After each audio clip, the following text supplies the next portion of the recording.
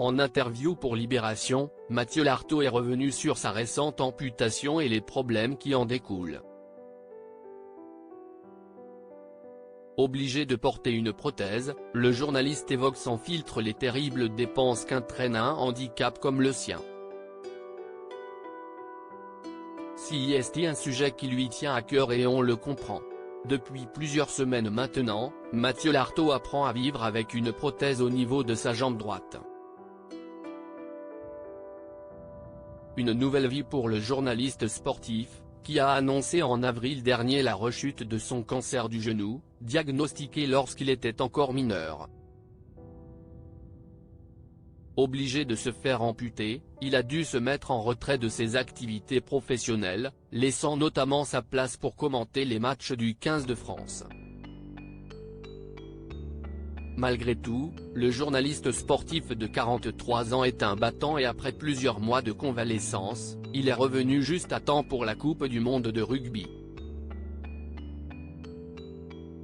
Si tout s'est très bien passé dans son processus de rééducation, comme il l'a régulièrement montré sur ses réseaux sociaux, Mathieu Lartaud a pourtant un sujet qui le dérange et qui lui tient énormément à cœur, le coût de la vie pour les personnes handicapées. Comme il l'indique dans un papier qui lui est consacré dans Libération ce jeudi 28 septembre, le père de 2 enfants dispose d'une prothèse qui coûte 20 000 €, ce qui correspond au maximum de ce que peut rembourser la sécurité sociale.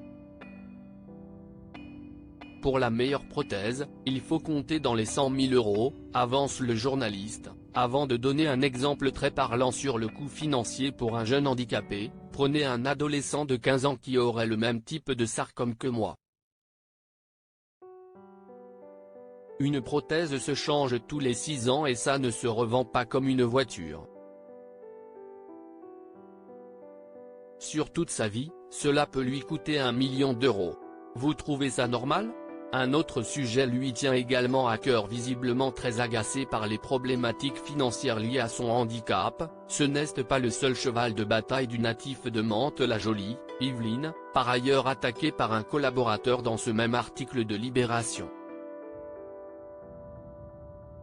L'accessibilité au transport en commun est également une vraie problématique, surtout pour quelqu'un qui habite la région parisienne comme lui.